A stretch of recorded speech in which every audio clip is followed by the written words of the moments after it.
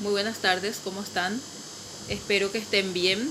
Hoy vamos a dar algunas fijaciones acerca de oraciones, su estructura, oraciones impersonales y modalidades de la oración.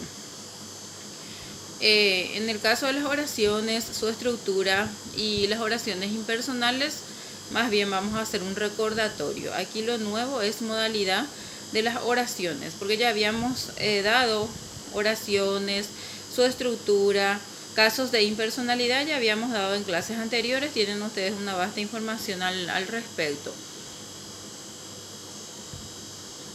Bueno, aquí aparece en la pizarra, les puse así un esquema acerca de lo que es importante que ustedes manejen en esta parte gramatical.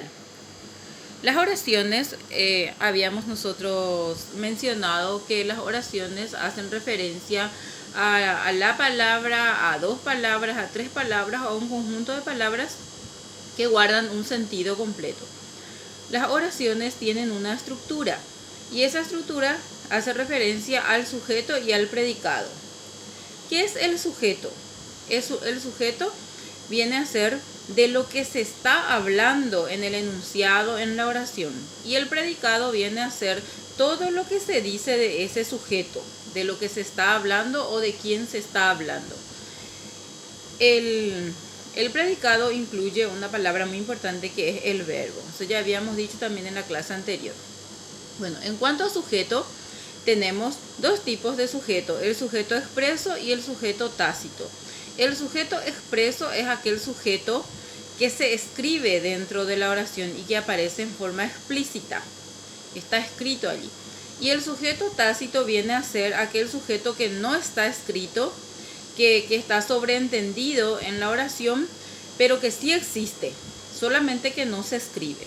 Entonces hay dos tipos de sujeto, el sujeto expreso y el sujeto tácito. El sujeto también tiene sus clases, está el sujeto simple y el sujeto compuesto.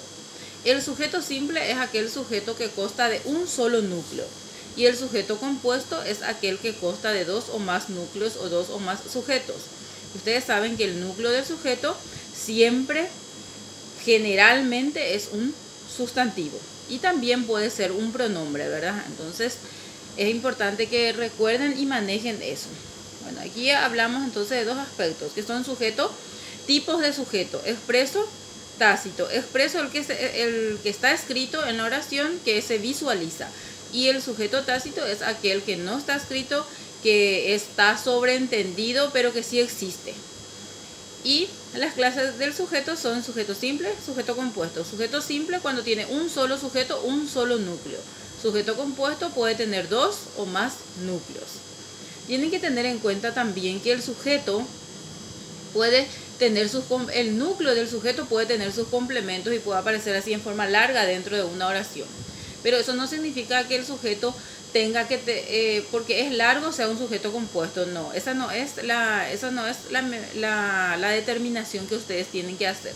Ustedes lo que tienen que identificar para que puedan ustedes determinar si un sujeto es simple o un sujeto es compuesto es los núcleos del sujeto. O sea, de qué o de quiénes se está hablando. Y a eso se refiere al sujeto simple, sujeto compuesto, a partir de sus núcleos. Bueno, luego está el predicado. El predicado es todo lo que resta del sujeto, es todo lo que se dice del sujeto, incluye una palabra muy importante que es el verbo, y ese verbo tiene sus complementos, que son los complementos circunstanciales que ya habíamos tocado también en la clase anterior. El predicado, hay dos tipos del predicado, que viene a ser el predicado nominal y el predicado verbal. También en nuestros textos aparecen los predicados simples y los predicados compuestos, pero eso nosotros más bien estudiamos en tipo de oraciones. Cuando hablamos de subordinada vamos a hablar mejor sobre eso. Pero ahora lo importante es que ustedes manejen que hay dos tipos de predicados, que sería el predicado nominal, el predicado verbal. Cuando el predicado de una oración es nominal, cuando lleva verbos copulativos. en forma conjugada. ¿Cuáles son esos verbos copulativos? Son los verbos ser, estar y parecer, pero deben estar de forma conjugada. El verbo estar tiene que estar en forma conjugada, pero se tiene que referir a estado y no a lugar. Y el predicado verbal es aquel que no lleva un verbo conjugado copulativo, lleva cualquier otro tipo de verbo, pero no los copulativos. Ya saben ustedes que los copulativos se refieren a ser, estar, aparecer en forma conjugada. Bueno, luego también ya habíamos hablado de oraciones simples, oraciones compuestas. ¿Cuáles son las oraciones simples? Son las que llevan un solo verbo conjugado. ¿Y cuáles son las oraciones compuestas? Son las que llevan dos o más verbos conjugados. Esa es la forma de determinar si la oración es simple o la oración es compuesta. Tengan en cuenta ustedes que los verbos pueden presentarse en su forma no personal, o sea que en su forma no conjugada o en forma de verboide. ¿Cuáles son esos? Son los infinitivos, participios y gerundios. Bueno, cuando se trata de formas no personales del verbo o de infinitivo, participios y gerundio, estando dentro de una oración, yo no voy a tener en cuenta para considerar si una oración es simple o es compuesta. ¿Por qué? Porque la regla me dice que las oraciones, para que se determine si son simples o si son compuestas, se determinan a partir de la cantidad de verbos que tienen. Y esos verbos tienen que estar conjugados. Cuando es simple, un solo verbo conjugado. Cuando es compuesto, dos o más verbos conjugados. Luego está aquí, les puse ahí arriba la página 192, 195, que hace referencia a las reglas sobre concordancia entre sujeto y verbo. Ahí, por ejemplo, la regla general es que el sujeto y el núcleo predicado concuerden en número y en persona. Esa es una regla general. Pero ahí ustedes van a encontrar también cuando se refiere a sintagmas nominales y su concordancia. Van a encontrar también cuando se refiere a los partitivos. Van a encontrar también cuando se refiere a los verbos copulativos. Entonces tengan en cuenta esa página de 192 al 195. Lean el concepto, lean sus ejemplos. Aquí también yo les quiero recordar que cuando se trata de oraciones y predicado, oración simple, oración compuesta, generalmente en el ítem puede ser que aparezca, por ejemplo, identifica la oración simple, identifica la oración compuesta, pero puede ser que aparezca eso a partir de qué, puede ser que aparezca eso a partir de su concepto. Entonces les puede aparecer, por ejemplo, marco la oración en cuyo predicado existen verbos copulativos o existe un verbo copulativo. Entonces puede aparecer de esa forma, en forma conceptual en el ítem. Pero eso van a ver ustedes en el ejercitario que van a tener hoy allí para completar. Entonces los diferentes tipos de ítems que puede aparecer en un examen de evaluación de selección múltiple, ¿verdad? Pero siempre se trata de evitar que no se llegue a las ambigüedades, ¿verdad? Y si es que de repente hay un ítem que se presta a la ambigüedad, entonces se trata de corregir, de volver a verificar. Bueno, volvemos a esta diapositiva. Luego están los complementos del verbo que nosotros ya habíamos también mencionado, solamente esto es para recordar, por eso esta clase de hoy se llama fijación de contenidos. Me gustaría que se fijen en la página 196 hasta el 211 cuando se refiere a complementos del verbo. Habíamos hablado que los complementos del verbo pueden ser directo, indirecto y los circunstanciales. El complemento directo es aquel que lleva verbo transitivo, se puede pasar a la voz pasiva. También responde a la pregunta ¿qué cosa?, ¿qué es lo que?, ¿a quién?, ¿verdad? Entonces hay varias formas de identificar un complemento directo. Y los verbos transitivos, saben ustedes que pueden transitar sobre el sujeto o sobre el predicado, por eso se le llama transitivo y se pueden pasar a la voz pasiva. El complemento indirecto es aquel complemento que acepta o contiene un verbo no transitivo, o sea que un verbo intransitivo no se puede pasar a la voz pasiva. Pero generalmente cuando aparece una oración y que tiene complemento indirecto, primero aparece un complemento directo y luego el complemento indirecto, que hace que sea intransitivo la oración. También les quiero hacer recordar que hay algunos pronombres que actúan de objeto directo a objeto indirecto, ¿verdad? En el caso de los complementos directos, los pronombres la, las, lo son pronombres característicos de complemento directo. Y en el caso de los indirectos son le, les, que ustedes también ya manejan eso. Luego están los complementos circunstanciales que existen, que se determinan a través de las interrogantes que nosotros tenemos que hacer a partir del verbo. ¿Y cuáles son esas interrogantes? Son las interrogantes de los complementos circunstanciales. Y bueno, ¿cuáles son los complementos circunstanciales? Están los complementos de lugar, de tiempo, de modo, también de beneficiario, de causa, de instrumento. Ustedes tienen en el libro eso, página 196 al 211. Son contenidos que nosotros ya habíamos dado. Tengan en cuenta que para determinar complementos circunstanciales tienen que hacerse las preguntas auxiliares, y esas preguntas auxiliares tienen que responder a los verbos. Por ejemplo, en un complemento circunstancial de lugar, ¿qué pregunta es lo que me voy a hacer? Me voy a hacer ¿dónde? De tiempo, ¿cuándo? De beneficiario, ¿para quién? De causa, ¿para qué? O con el fin de qué, de finalidad, viene a hacer eso. De materia, ¿de qué? De instrumento, ¿con qué? Entonces existen auxiliares de preguntas que se tiene que realizar a partir del verbo para que sea más fácil identificar los complementos circunstanciales. Bueno, después también tienen ustedes una vasta información acerca de oraciones activas y pasivas. Las oraciones activas son las que se encuentran, vamos a decir, en su nivel equilibrado, en su nivel normal, consta de sujeto y de predicado. Y las oraciones pasivas son aquellas oraciones que se caracterizan cuando transita el sujeto predicado sobre el verbo, y entonces se puede formar una oración, vamos a decir, pasiva.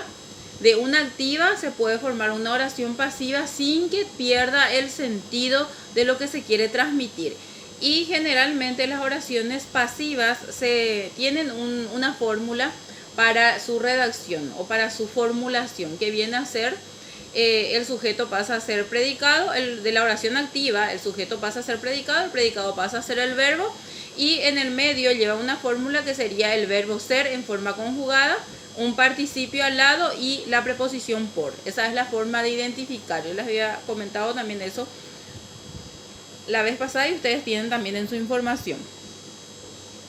Luego están las oraciones impersonales. ¿Qué son las oraciones impersonales? Son las oraciones que carecen totalmente de sujeto, que no lleva sujeto, ni tácito ni escrito. Entonces son oraciones impersonales que carecen de sujeto. Y existen casos de impersonalidad. El primer caso es la impersonalidad referida a fenómenos atmosféricos. Por ejemplo, los verbos, las acciones que se refieren a fenómenos atmosféricos y se presentan de esa forma, no teniendo sujeto, entonces se orienta hacia una oración impersonal. Por ejemplo, amanece, llueve, truena, relampaguea. Cuando se refiere a fenómenos atmosféricos y son acciones, entonces representan un caso de impersonalidad. Cuando esos fenómenos atmosféricos se utilizan en forma figurada metafórica, entonces sí puede ser un caso de personalidad o un caso de oración personal. ¿Por qué? Porque se le utiliza en forma figurada y generalmente tienen sujeto, ¿verdad? Pero cuando se trata de fenómenos atmosféricos en su forma pura, son casos de impersonalidad. Son acciones que se determinan de manera impersonal, pero que son oraciones porque tienen sentido completo. Luego están los casos de impersonalidad o de oraciones impersonales que se refieren a los verbos haber, hacer, ser y estar. El verbo haber tiene que estar conjugado en tercera persona del singular y no tiene que tener sujeto la oración, tiene que carecer de sujeto. Pero ¿en qué caso se utiliza el verbo haber? Cuando está en tercera persona del singular dentro de una oración que no tiene sujeto y tiene un sentido completo. Hay, hubo, habrá, ha habido, haya, son los que más se utilizan. Luego los verbos hacer, unidos a fenómenos atmosféricos. El verbo ser y el verbo estar lo mismo. Estos verbos hacer, ser y estar generalmente van unidos a fenómenos cronológicos o a fenómenos atmosféricos, o sea, que a fenómenos de tiempo o de fenómenos climáticos. En ese caso, constituyen un caso de impersonalidad porque no tienen sujeto. Por ejemplo, se puede decir, hace frío, es de tarde, está nublado, por ejemplo. Entonces son casos que están unidos a fenómenos climáticos, fenómenos cronológicos y no tienen sujeto, pero sí tienen un sentido completo. Entonces son oraciones impersonales. Luego están oraciones impersonales formadas con otros tipos de verbo. Ahí entre paréntesis les puse el verbo picar, dar, ir, apestar, oler, doler, bastar, pesar, tratarse. En la clase anterior ustedes tienen información acerca de cómo se utilizan estos verbos, porque hay dentro de estos verbos hay verbos que se utilizan con locativos. Aquí, allí, ahí. Son locativos que más se utilizan y se utiliza con alguno de estos verbos. Por ejemplo, con el verbo apestar, picar, doler, se utilizan en los locativos. Luego están los verbos bastar, pesar, tratarse, que de repente se utiliza en otro tipo de construcciones con complementos preposicionales y que constituyen un caso de impersonalidad. Me gustaría que se fijen en la información que tienen para ir constatando con los ejemplos. Por ejemplo, si yo digo me basta con tu palabra, estoy usando el verbo bastar y estoy usando un complemento preposicional que sería con tu palabra. En ese caso, me basta con tu palabra constituye un caso de impersonalidad. Pero si yo utilizo el verbo bastar y no hago esa construcción con un complemento preposicional, entonces no va a constituir un caso de impersonalidad. Si yo digo me basta tu palabra, entonces es un caso de personalidad. Y si yo digo me basta con tu palabra, es un caso de oración impersonal. Tienen todito ustedes en su información, me gustaría que lean bien, se fijen y si tienen alguna duda, escríbanme en mi privado, en mi teléfono, pueden escribir en la plataforma que es espectacular también. Y entonces yo siempre me llegan las notificaciones de las personas que me escriben en mensajes en la plataforma y en mi WhatsApp también, por supuesto, y les voy a contestar sin problemas. Así también cuando de repente yo me equivoco en los ejercitarios o hay algún error de imprenta, entonces podemos nosotros ir subsanando eso con el contacto que tenemos. Bueno, luego están los impersonales con C. Entonces esto se utiliza, por ejemplo, en oraciones o en expresiones que llevan este pronombre C y al lado lleva un verbo en tercera persona del singular. Por ejemplo, se puede decir se convoca a una reunión. Entonces se está utilizando el pronombre se y al lado se está utilizando un verbo en tercera persona del singular, pero esa oración carece de sujeto, carece totalmente de sujeto. Porque pueden ustedes encontrar construcciones que se realizan con el pronombre se reflexivo, se pasivo. Por ejemplo, existen en el material, van a encontrar, pero que no constituyen caso de impersonalidad. Entonces tengan en cuenta lo que dice el material. Cuándo es que se utiliza en oraciones impersonales y cuándo no se las utiliza. Ahí tienen página 221 al 227. Fíjense en los casos de impersonalidad. Luego ahí también tienen otro material adicional que yo les alcé en la plataforma vez pasada para que tengan en cuenta. Luego están los verbos en tercera persona del plural. Ahí me olvidé, no les puse que se trata del plural. Hay verbos en tercera persona del plural que se utilizan en casos de oraciones impersonales. ¿Por qué? Para no hacer saber de quién se trata el sujeto. Convocan, viven, llaman, tocan a la puerta, tocan el timbre, convocan a una reunión. De repente puede aparecer así cuando el escritor no quiere que se sepa o para deslindar algún tipo de responsabilidad cuando no se quiere dar a conocer el sujeto. Entonces hay que atender un poco el contexto en el que aparece para no confundirnos con sujeto tácito. Tiene que indicar una situación de impersonalidad donde carece totalmente de sujeto para que sean considerados como oraciones impersonales. ¿Está? Luego está lo nuevo aquí, son las modalidades de los enunciados, que esto ya se da también en otras modalidades educativas. Por ejemplo, en la educación escolar básica ustedes ya dieron esta parte. Ahora esto es un recordatorio nada más. En el libro de la nueva gramática básica de la lengua española van a encontrar en la página 228 al 236 modalidades de los enunciados. En otros libros de texto ustedes pueden ser que encuentren, pueden leer también lo que aparece esto en Macedonia, igual les va a servir. Las modalidades de los enunciados se refieren a las oraciones según la actitud del hablante. Y según la actitud, según cómo se manifiesta, eso significa, según cómo se manifiesta el hablante, pueden ser enunciativa o aseverativa cuando se trata de oraciones que están formuladas en tiempo presente, pasado o futuro, pero que afirman un cierto tipo de realidad. Luego están las oraciones interrogativas, que se subdividen otra vez en interrogativas. Cuando yo digo, por ejemplo, antes de pasar a eso, enunciativa o aseverativa, yo puedo decir, Juan viene a esta casa. Juan vino en esta casa. Juan vendrá a casa. Yo puedo decir, son oraciones enunciativas o aseverativas que pueden estar en tiempo presente, pasado o futuro, pero que constituyen un cierto tipo de realidad.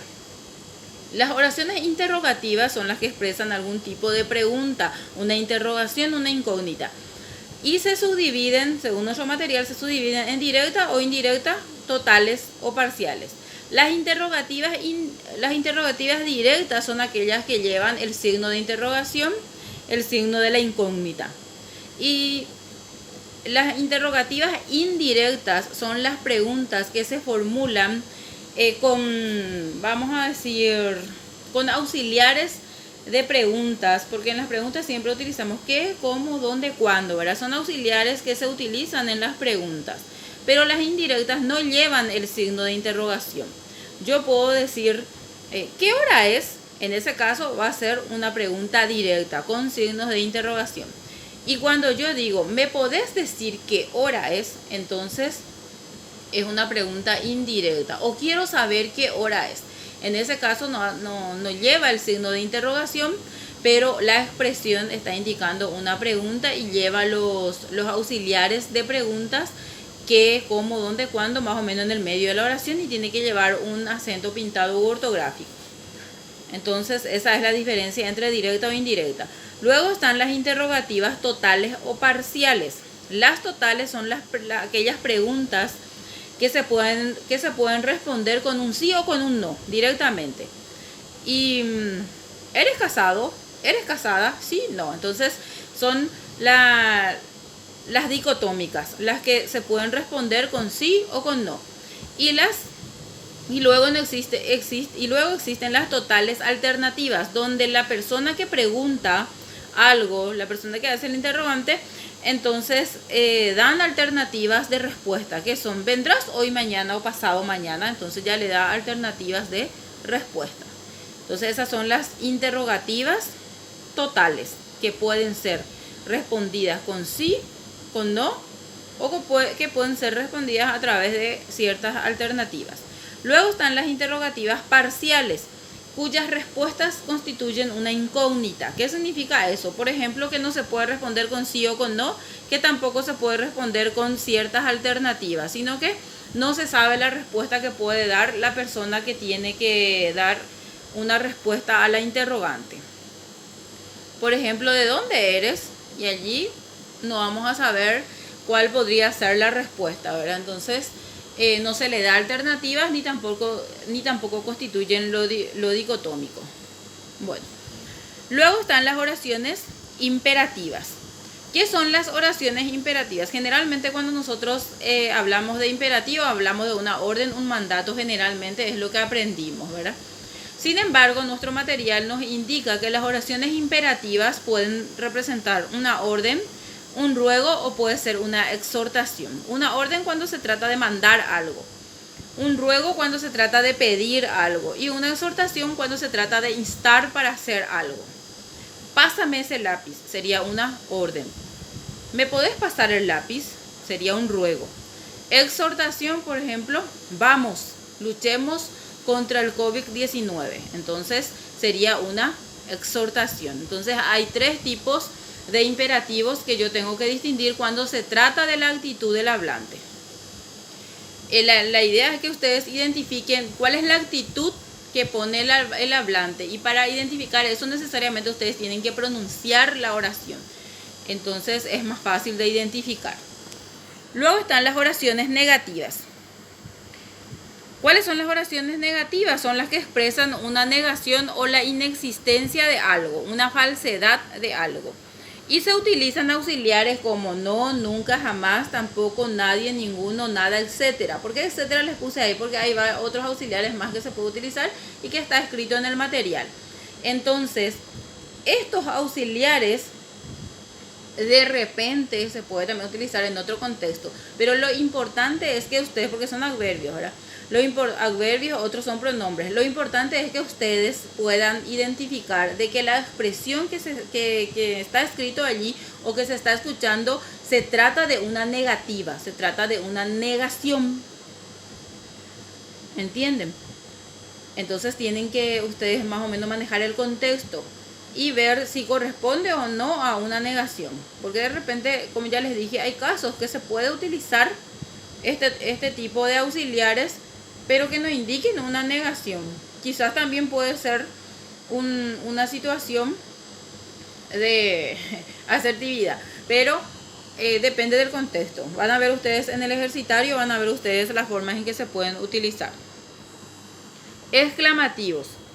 Las oraciones exclamativas son aquellas oraciones que pueden exaltar o exclamar también, o admirar puede ser también, propiedades, puede ser de cosas, personas o de situaciones. Porque lo exclamativo, recuerden que no solamente su función es admirar, sino que resaltar ciertas situaciones o propiedades de cosas, personas o situaciones. También puede indicar una sorpresa, puede indicar un asombro y también puede indicar la expresión de sentimientos. Entonces tengan en cuenta que todo eso puede querer mostrar una oración exclamativa. Porque nosotros estudiamos antes que lo exclamativo es todo asombro o exclamar, ponderar algo. No solamente eso. No solamente eso. Puede ser eso y puede ser uno de estos casos que les puse allí. Y las oraciones desiderativas o las modalidades desiderativas son las que indican deseo o voluntad para que suceda, se realice algo, ¿verdad?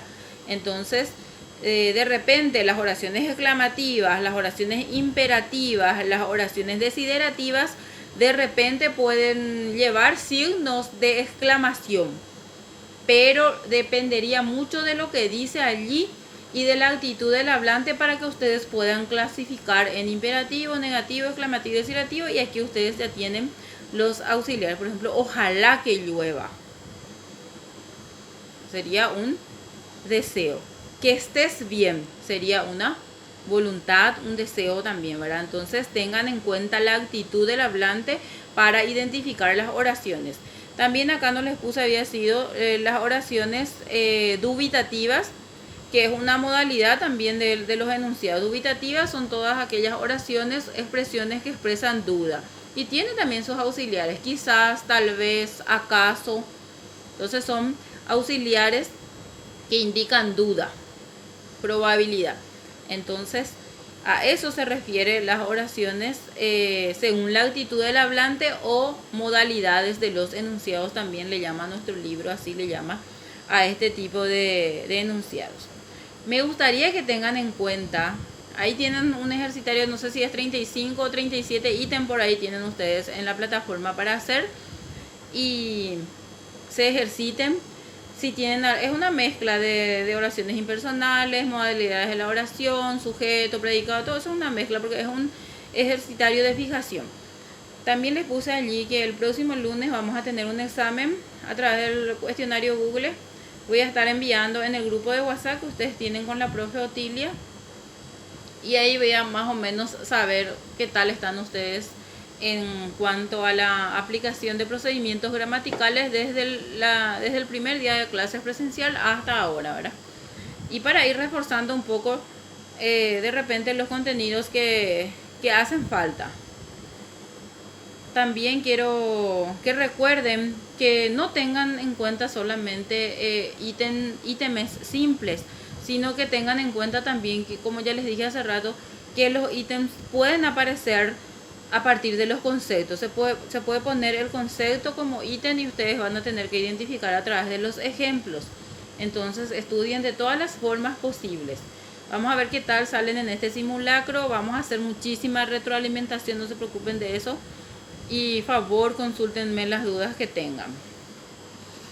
Y les deseo una excelente semana y voy a esperar que me escriban.